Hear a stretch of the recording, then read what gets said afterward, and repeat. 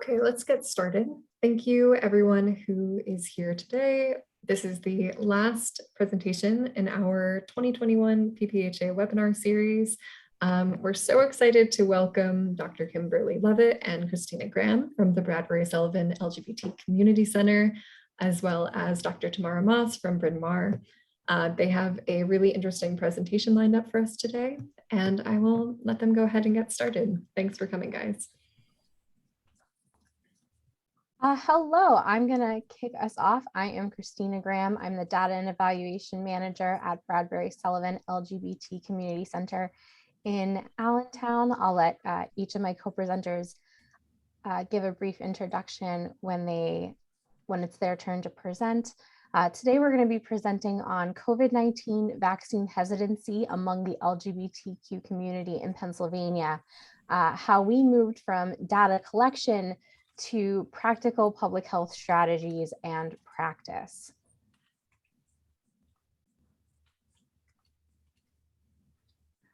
I think it's a good place to start us off in acknowledging some existing barriers to care that we feel contribute to increased risk for severe complications or difficult outcomes from COVID-19, as well as vaccine hesitancy. I'm just going to remind everyone on the call to try to mute yourselves if you're not already, just to reduce some background noise.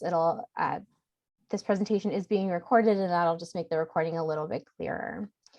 So from the 2020 Pennsylvania LGBTQ Health Needs Assessment, we found that about 1 in 3 LGBTQ Pennsylvanians fear seeking care due to past or potential negative reactions from healthcare providers upon disclosing LGBTQ identity. Respondents to that health needs assessment also had serious concerns about providers' competency regarding LGBTQ health issues, with about 35% expressing some level of concern. And that survey also found issues with availability and accessibility of affirming providers, with many unable to seek care due to providers being too far away or issues with health insurance. In the COVID-19 access and hesitancy survey conducted by myself, Adrienne Shaker from Bradbury Sullivan LGBT Community Center, and Drs. Kat Carrick and Dr. Tam Moss from Bryn Mawr, we found that about 40% of respondents did not know where to get a vaccine at the time of the survey, and that about 46% had not yet contacted anyone for information on the vaccine or about making an appointment. Some other concerns that we found was that people had concerns about cost, even though it is available to everyone for free, about transportation to vaccination sites, about taking time off work to receive their vaccine, and taking time off work to handle side effects if they experienced them. Some of the goals that we had in doing the research that we did, and Dr. Moss will be presenting on our methodology for that survey, was that we really wanted to be able to contribute to the gap in our understanding of sexual orientation and gender identity minority communities' perspectives relating to vaccine hesitancy.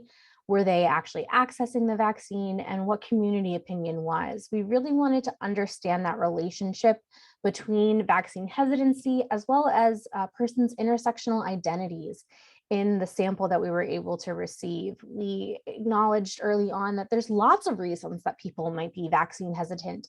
Some might be related to geography, that there would be differences between rural and non-rural respondents, differences in race and ethnic identity, different in age groups, even among the LGBTQ community.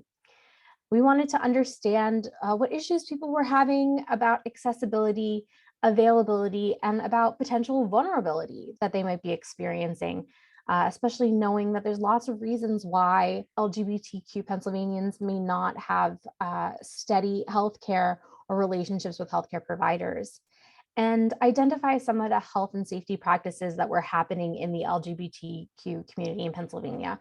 Are people wearing masks? Are they able to distance? What portion of this community is maybe able to work from home during those early days in the pandemic, or those that really were not able to? And I'm going to hand things over to Dr. Moss, who will be introducing some of those more detailed parts of our methodology and our survey sample. Sure. Good afternoon, everyone. I'm so glad to be here. Thank you, Christina. I am Tamara Moss, she, her, and hers. I'm an assistant professor at the Graduate School of Social Work and Social Research at Bryn Mawr College. I'd like to give a shout out to Dr. Kat Carrick, who's also part of our team, and Adrian Schenker from Bradbury Sullivan, who are not able to join us today, but are here in spirit and certainly contributed significantly to this work. And our partnership as a LGBT Center and college connection. So when it comes to our survey methodology, we use 20 questions and use a quantitative survey design using the Qualtrics platform, and took about a month to collect our data. The sample, which ranged to, I think, almost 1,600 participants. The ones who, in terms of were Pennsylvanians, for a study sample were 1,545 adults from the 413 Pennsylvania zip codes, representing 56 of the 67 counties, without respondents from those listed here, including Jefferson, Warren, and Wyoming counties. In terms of the questions that we posed to our study participants, community members were asked about their knowledge, behavior, and attitude towards COVID-19, as well as their adherence to public health practices, including wearing a face mask, social distancing, abstaining from sex with partners outside of their households. You know, there was a lot of talk around who's in your bubble when COVID first the pandemic initially started, and making sure that you and those who you are most in contact with were also keeping safe. In terms of our ethical considerations, we received IRB approval from Bryn Mawr College for the study. In relation to, next slide, designing our community survey to explore hesitancy among our LGBTQ plus community. There are 4 areas that I just want to highlight for the purposes of our presentation today. The first being making equity a priority. And so in terms of representation, a lot of the partners that you will see listed at the end of our presentation, and our participants themselves, whether it be racial and ethnic identity, social location, urban versus rural participants, we wanted to ensure that there were opportunities to address that gap that Christina mentioned earlier, and having intersectional identities represented.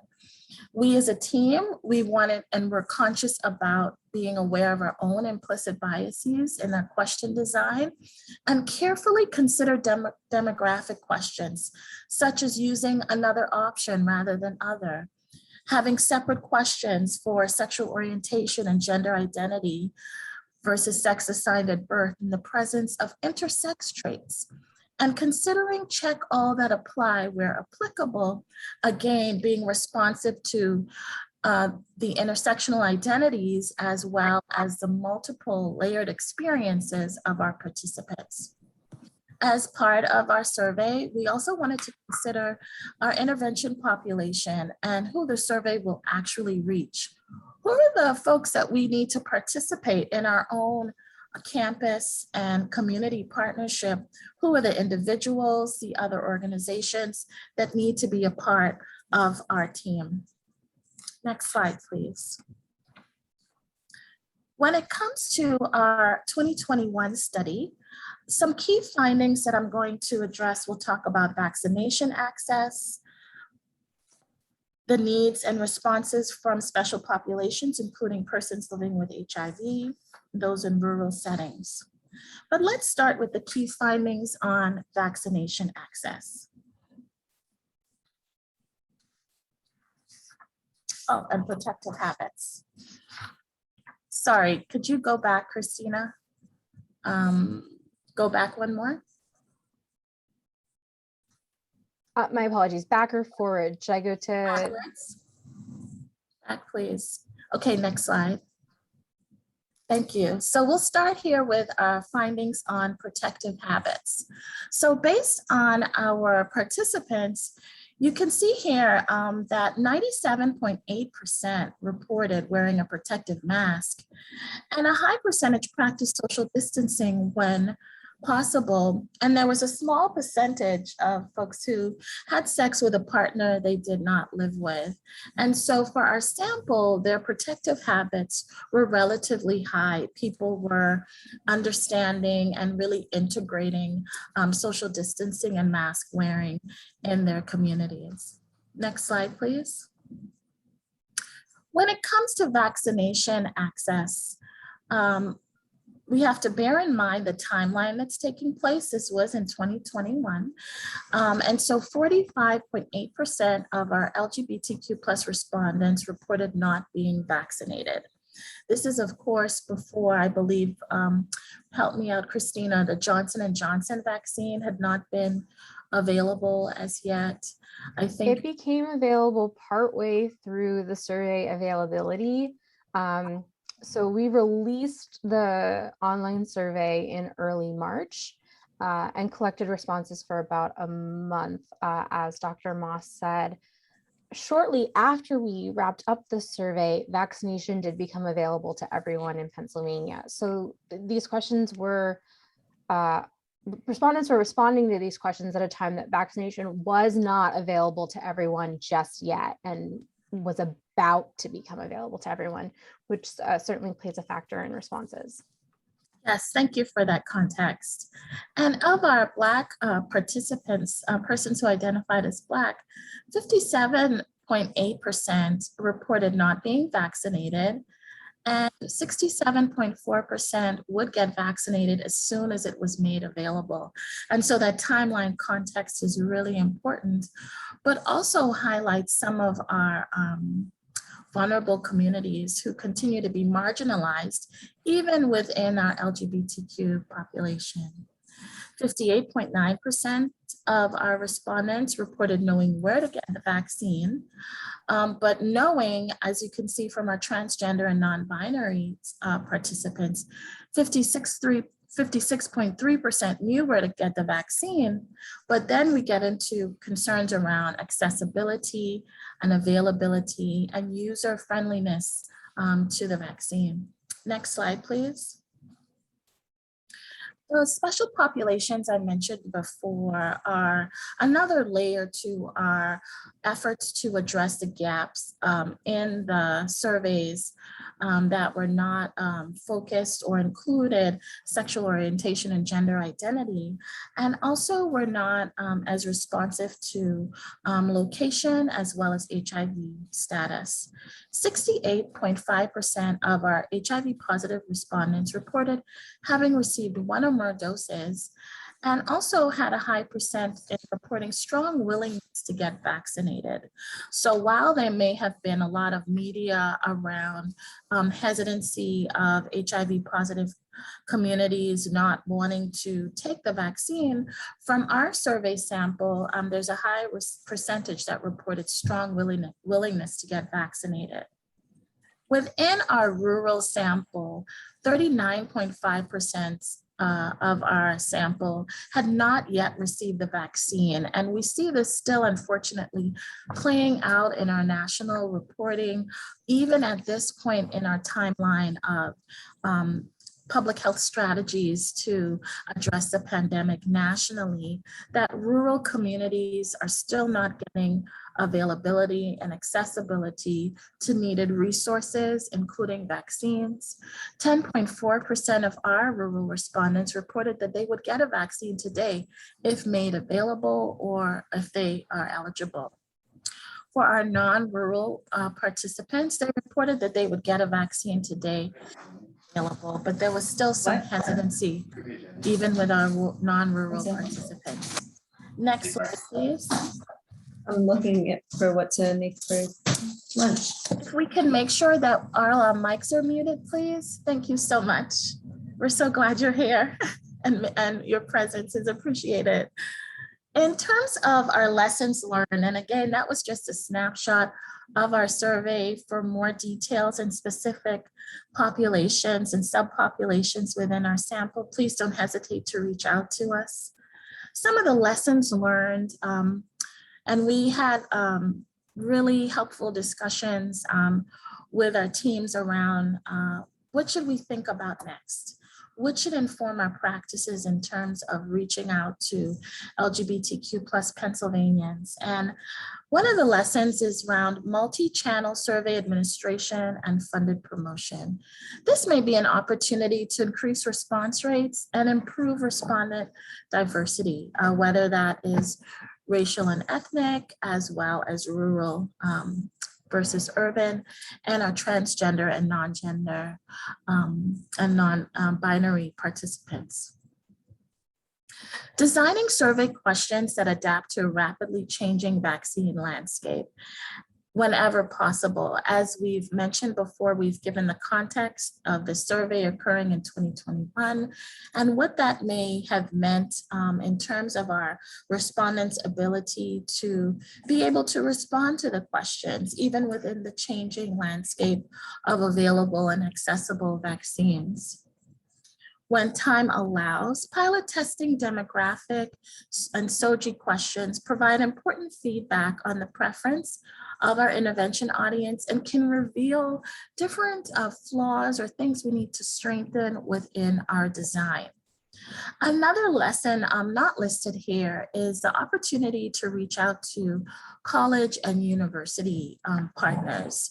We were able to get word out, so to speak, to our Bryn Mawr College community, but being more intentional in ways to identify LGBTQ plus student organizations, multicultural centers, and others would have maybe strengthened our level of respondent numbers and also perspectives.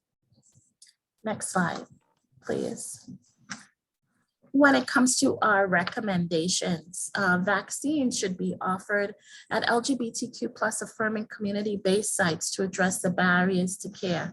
Some of the same barriers that Christina mentioned earlier that Kimberly will get more into once we go to address some of our public health strategies.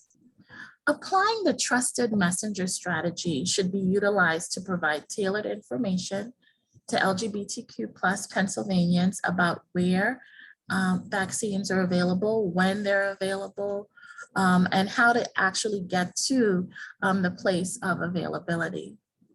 Public health professionals like ourselves and healthcare providers should partner with LGBTQ plus community-based organizations and utilizing an intersectional approach to not only addressing the vaccine hesitancy, but also being able to acknowledge the differences within group and the intersectional identities of LGBTQ plus communities. We strongly encourage the Pennsylvania Department of Health and the Centers for Disease Control to prioritize sexual orientation and gender identity data collection for COVID vaccine tracking. We know that this is happening at various state levels, but with the initial data that was available at the time, this data collection was missing. And as part of our goal, as mentioned earlier, was to address that gap. In addressing that gap, we also want to highlight again the needs and strengths of rural, BIPOC, gender, non-conforming, and non-binary communities.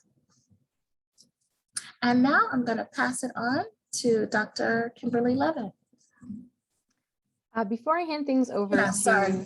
It's okay. Before I hand things over to Dr. Levitt, I just wanted to take a moment to pause on what we found were the top concerns among unvaccinated respondents to our survey. The number one concern was safety. Is the vaccine I'm receiving safe? And at this time, you know, at large, the general population was still that adoption of the vaccine was picking up, but it was still relatively new. The Johnson & Johnson shot wasn't even available until partway through the survey administration. It's very understandable, I think, that this was a high concern. What perhaps is more surprising is that among our unvaccinated respondents, concern for others was a significant reason that they may not have received the vaccine yet. We had heard anecdotally that members of the LGBTQ community in Pennsylvania were concerned that, if they got the vaccine, maybe that meant that that was one less dose available to someone who needed it even more than them. And Dr. Levitt will be talking about how that played into some of the messaging that we put out from Bradbury Sullivan. And then thirdly, the vaccine effectiveness. Yes, I believe this is safe, but is it effective enough to provide adequate protection was a concern. And I think the safety and effectiveness are concerns that affected people broadly, but that concern for others seemed to be very important to the community and wasn't something I was necessarily seeing in other literature or in other reporting. Among respondents who were unvaccinated, but would willingly get the vaccine as soon as it was available to them, concern for others was their primary concern that might prevent them from getting vaccinated. Hi, everybody. My name is Kimberly Levitt. My pronouns are she, her. I am the Health Programs and Supportive Services Manager at Bradbury Sullivan Center. Thank you for being here today. So for the next few slides, I'm going to cover a few different things. So now that you've heard Christina and Dr. Moss talk about vaccine hesitancy and the survey, the next few slides will really address some of the things that we did at the center, some of the ways that we collaborated with the community, partners, and other organizations to address those folks that either may still be hesitant or people around them are hesitant. So as you can see on this slide, one of the things that we were fortunate enough to do was actually community-based vaccination sites at our center here in Allentown. So with the support of Lehigh Valley Health Network, we were able to organize several different vaccine sites here, specifically targeting the LGBTQ community. So at the time, the vaccine was rolling out a little slowly, but we still hosted first and second dose clinics, and we were able to vaccinate several hundred community members, which was amazing. In addition to that, we have a structure set up where we're able to refer community members to other vaccination sites that are LGBT affirming sites or providers. So community members feel safe to go in person to that specific space. And then lastly, we were also fortunate to actually partner and collaborate with 5 LGBTQ organizations in the Northeast, and actually provide technical assistance to them to allow them to host their own vaccination sites at their facility. So those are just a few examples, and they were all extremely successful. So if you go to the next slide, of course, we have to touch on trust and messenger strategies. I feel like during this time, during the pandemic, I think everyone in the world has relied more and more on digital and technology, and employing those trust and messenger strategies to get their point across. And of course, we did the same. We find that community members respond in a really positive way to trust and messengers, whether that's a celebrity, a drag queen, or just people that live right down the street from you. So I wanted to include a few examples here of some of the content that we put together here at our center. And I actually want Christina to play one of the videos. It's a video of our staff here at Bradbury Sullivan Center. And then I'll talk about it a little bit more after.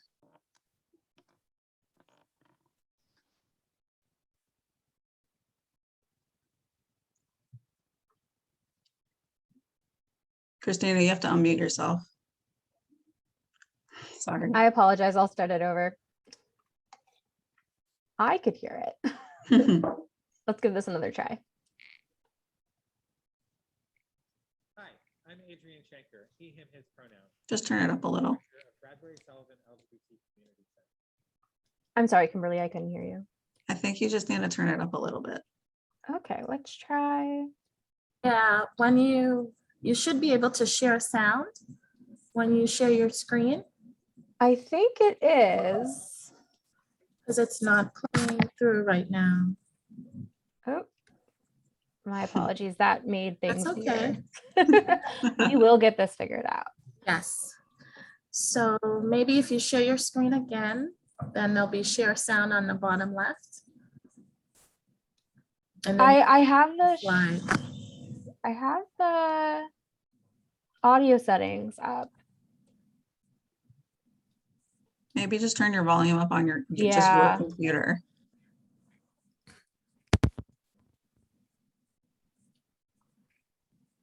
Thanks everyone for your patience. When technology works. Hi, I'm Adrian That's Schenker, better. I am his pronouns, Executive Director of Bradbury Sullivan LGBT Community Center. The COVID-19 vaccine is safe, effective, and essential. That's why I got the vaccine and why I'm encouraging our whole community to get vaccinated as soon as the vaccine's available for your risk group. Hi, I'm Christina, pronouns she, her, hers, and I'm the Data and Evaluation Manager at Bradbury Sullivan LGBT Community Center. I wanted to talk to everyone about the importance of getting your COVID-19 vaccination. No matter where you are in the lineup, phase 1A, 1B, it's important that you get the shot when it's available to you. As a diabetic, I'm so grateful to have been able to get the vaccine because I know how important it is to be protected. As we're hearing more about new variants and double masking, I just want to remind everyone to stay safe out there. And when it's your turn, get the shot. Hello, my name is Kim Ketterer. I use any pronouns with respect, and I'm Youth Programs Manager here at Bradbury Sullivan LGBT Community Center.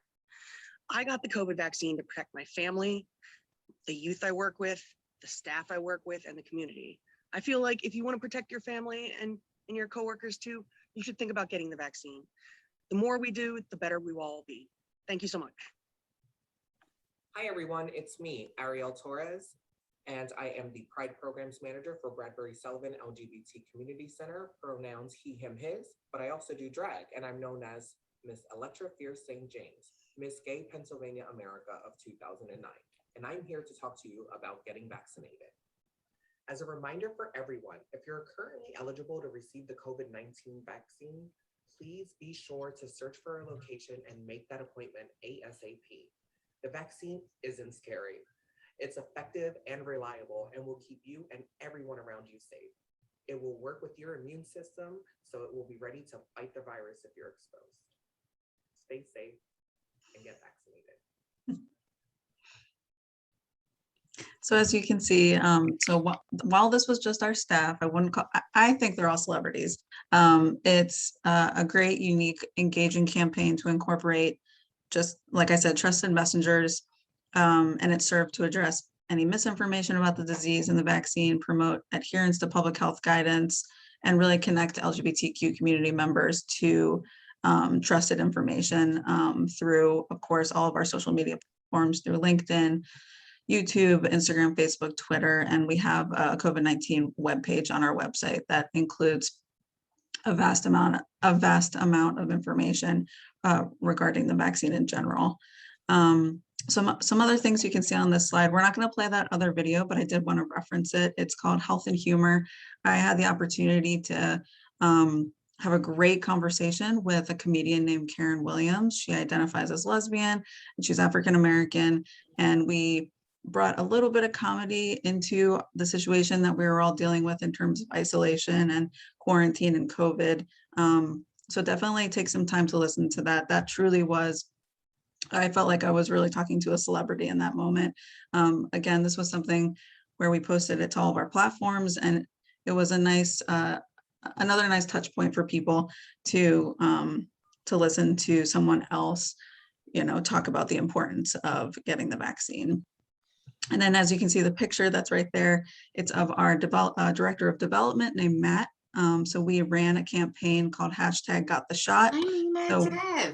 So when our staff received their first or second dose, they would take a picture just like Matt right there, and we would post it to social media. So there was kind of like another health campaign with a common theme running for a little while. You can go to the next slide.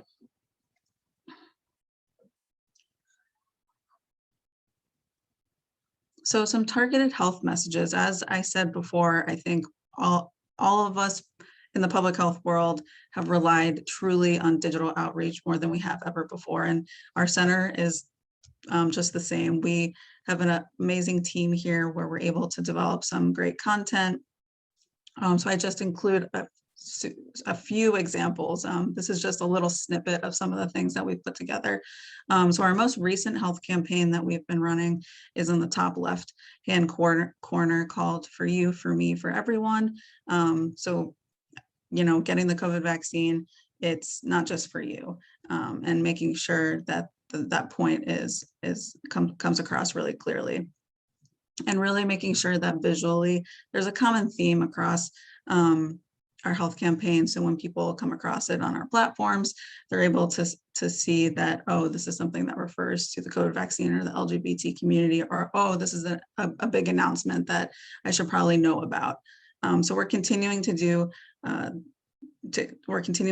these exact same things currently with the booster rolling out, and you know, the information and guidance is constantly changing every day.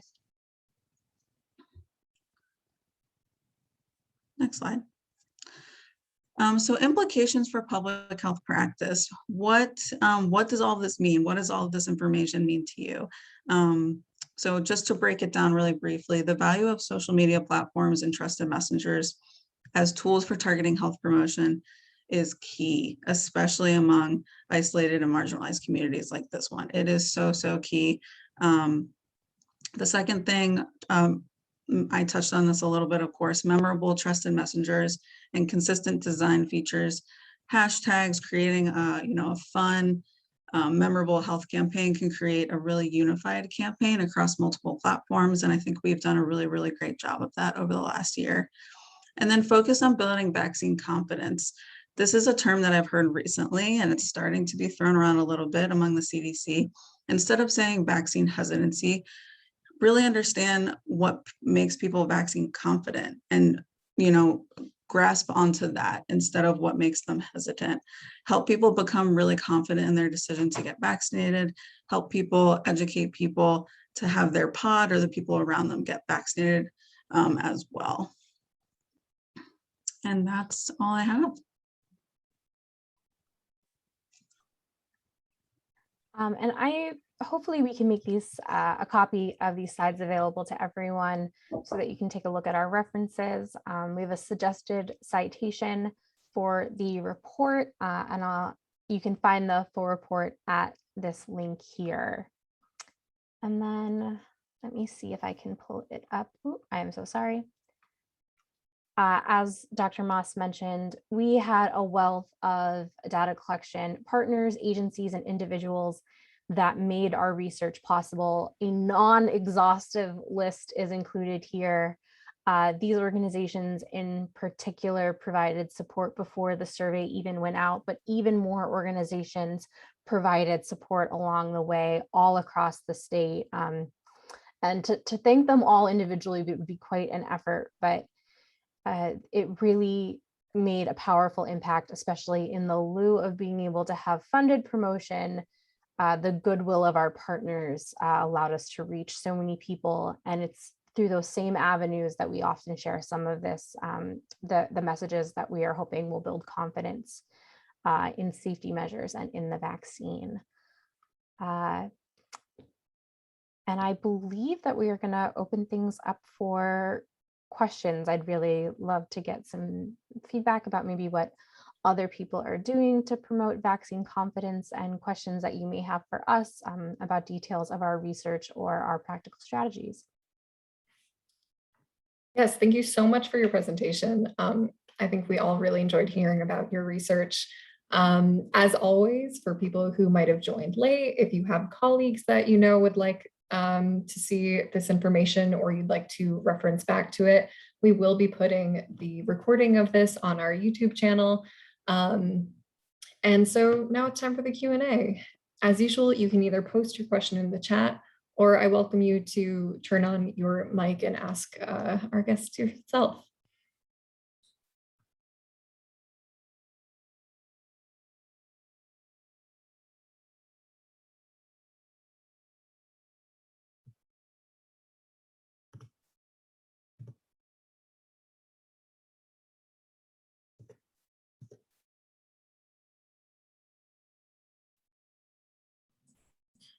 I have a comment if I could, Brooke. Of course. Yeah, I think one of the keys I found in this work with Bradbury Sullivan has been the partnership, and how key that is. Really working from a strengths-based perspective, and the strengths of our two organizations, that being Bryn Mawr College and Bradbury Sullivan, coming together for this effort was so critical. So I'm curious, for those who are attending our webinar today, if there have been any partnerships that they have had in their work, whether it be their jobs or volunteering or otherwise, that they could share with us today, some lessons learned from those experiences, especially within the COVID-19 vaccine context.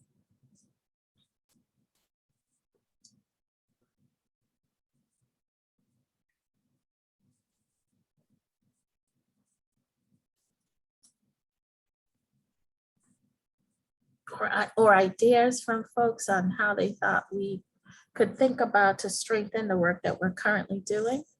Any ideas?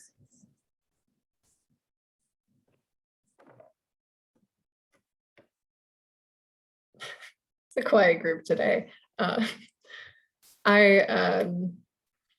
know one thing that kind of stood out to me during the presentation that I hadn't thought about before was the importance of collecting data on gender identity and sexual orientation kind of statewide as part of regular routine like vaccine data collection, especially as we learn more about the methods that are most effective in helping people kind of reach that vaccine confidence. The messages really have to be tailored to the exact reason why someone is lacking the confidence. So kind of better understanding the various reasons why different groups might feel hesitancy is so important.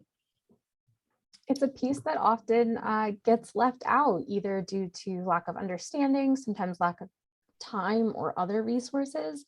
We had encouraged the state to consider it, including in contact tracing.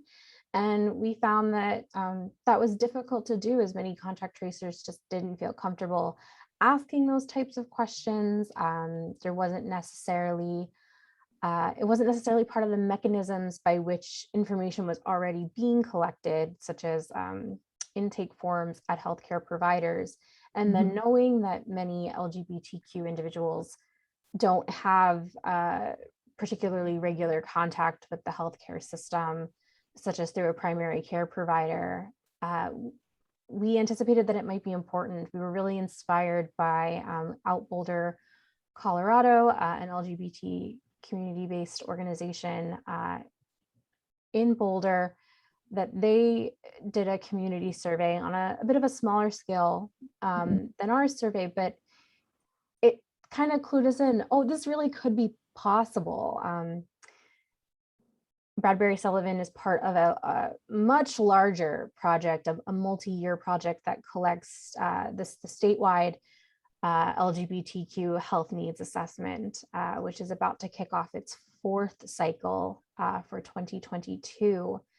But in comparison, this was a relatively small but very timely piece of work. The health needs assessment collects respondents. The 2020 data set has 6,582 respondents compared to the 1,545 included in analysis in this work. But like I said, that's a multi-year state-funded project. But by leveraging some of those same partnerships, we were able to make this possible. And we really felt that, yes, there were similarities between the experiences of LGBTQ Pennsylvanians and Pennsylvania as a whole, but that there were additional experiences that we really wanted to key into, and that the anecdotes and testimonials we were hearing in the community needed to be backed up by some more information, and to maybe tease apart some of those factors by having a data set that we could really dig into. I think it's been invaluable. For anyone who hasn't taken a look at the LGBTQ health needs assessment, I always send it out to our members, and I think it's just such an interesting and valuable resource to be able to have, and one that there really is not data on this elsewhere. So it's great work. Do you have a link to not the needs assessment, but the research that you talked about today? I would love to be able to send it out in our newsletter this week. Yes, I can provide the slides and a link to the full report from this survey so that you can send them out. I would love for everyone to take a look. I think the report really pulls in some additional information that we didn't necessarily have time to present here, including some between group and within group differences that we saw. And a little bit more background on who our respondents were, some information about age, differences in sexual orientation and gender identity, just to get a fuller scope of who responded to the survey. Thank you so much. I appreciate that. One more call for questions before we end the session today.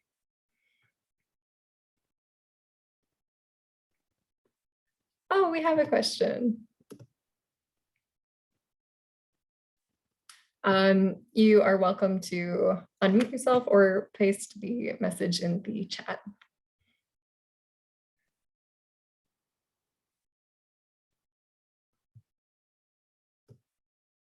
If you're talking, we can't hear you. Oh, okay. Did you find anything interesting about the differences and concerns between different age groups? Great question. Not necessarily from this survey, although that's something certainly we could take a deeper look into. Many of the concerns were the same across age groups. I'd say where the bigger differences was in sort of vaccine uptake, especially since at the time that we released the survey, we were on that cusp of it being available to everyone 18 and older. So it was really available to people 65 and older, people with specific conditions, etc. You know, HIV positive folks, other immunodeficiencies, diabetes, high BMI, smokers, and that was all, you know, really well detailed in the vaccine rollout plan. So I'd say there were more differences there, with the concerns being somewhat similar. And again, this was only people residing in or college students currently in Pennsylvania who are 18 and older. Thank you.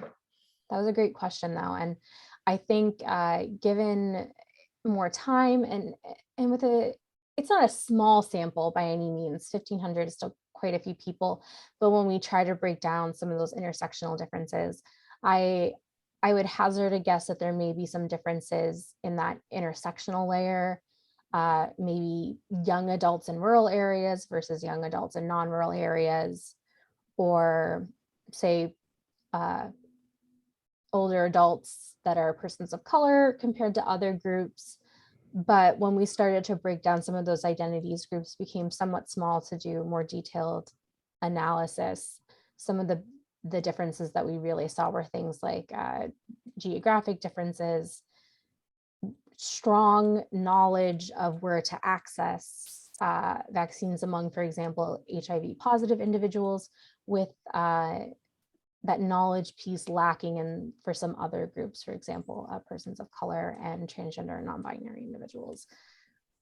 Yeah, those community members who are HIV positive, that may have been because they were already linked to care and had their doctors who were sharing information in that way.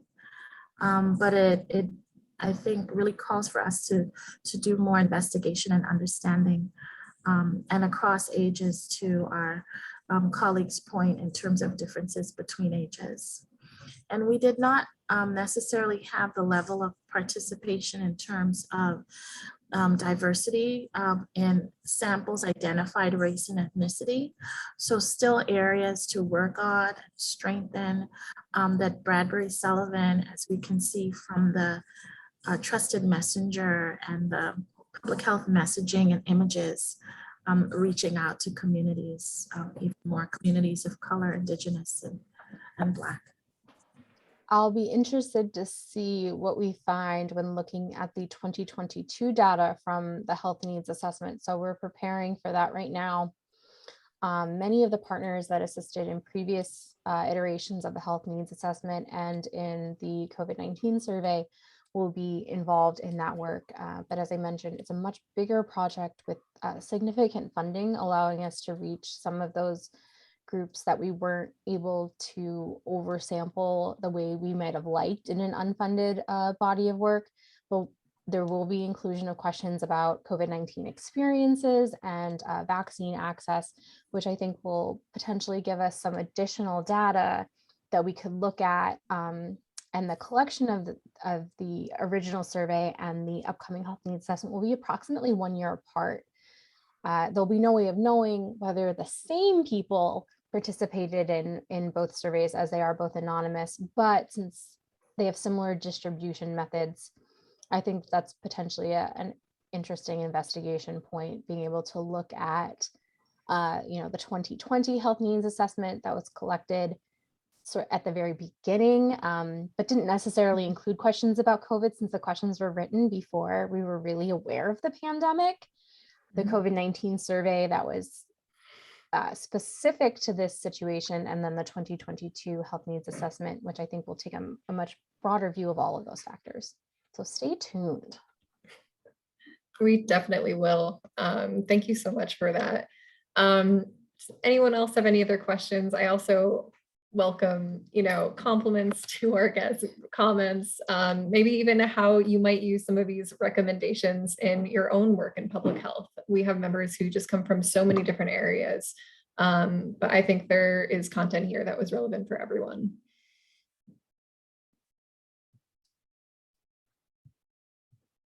I know I already said, but I really encourage everyone to take a look at the full report. It's delightfully brief compared to the health needs assessment report, and that we'll be sending out the slides as well, and to take a look at the information that we have on the Bradbury Sullivan website. It's really informed by our work with healthcare providers, public health professionals, and our research partners. I think we're in a unique but advantageous situation where we're a community-based organization that is partnering with excellent and highly educated researchers at collegiate institutions, with healthcare providers that are local to the area, and with some great support from some of our funding partners like the CDC and CDC Foundation. Thank you. I think looks like that is going to be the end of our presentation. Thank you so much for presenting today. I think this is the third presentation that contains guests from the Bradbury Sullivan Center this year. So PPHA, always happy to have you guys. And this is the end of our webinar series, but we'll be sending out a call for abstracts in the beginning of 2022. And I definitely recommend everyone to take a look at that and apply. We love hearing from our members and our partner organizations. Have a great afternoon, everyone. Thank you, everyone, for being here, and thank you for having us. Yeah, thanks for the opportunity. Thank you. Safe, take care.